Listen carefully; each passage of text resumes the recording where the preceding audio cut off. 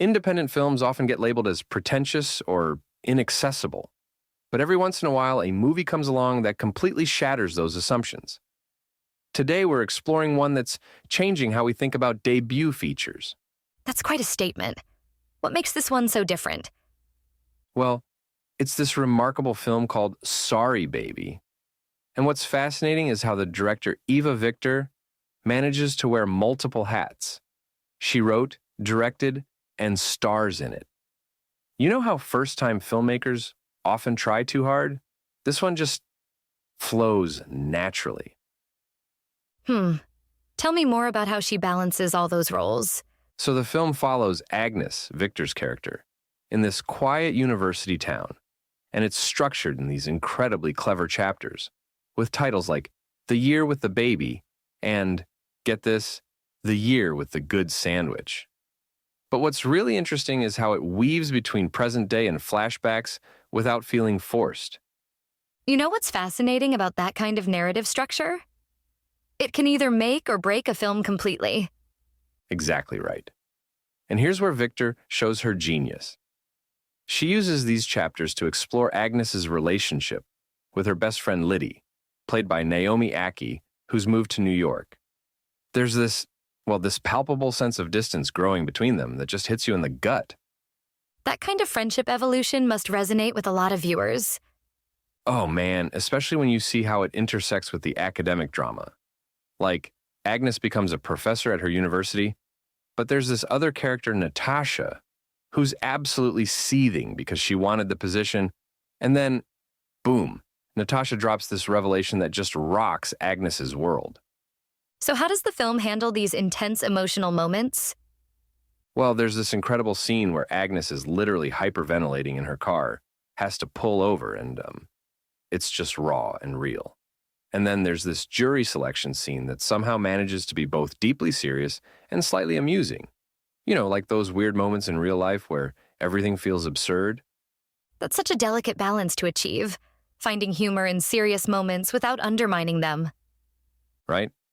And Victor nails it. She's exploring sexuality, identity, and trauma, but never in a heavy-handed way. It's all woven into these small, everyday moments that just land. Let's talk about the supporting cast. Sometimes they can really elevate this kind of intimate story. Oh man, they're phenomenal. Naomi Ackie as Liddy brings this incredible warmth and strength to every scene. And there's this character Pete, played by John Carroll Lynch. He appears as this good Samaritan figure, and his performance is so authentic it almost feels documentary-like.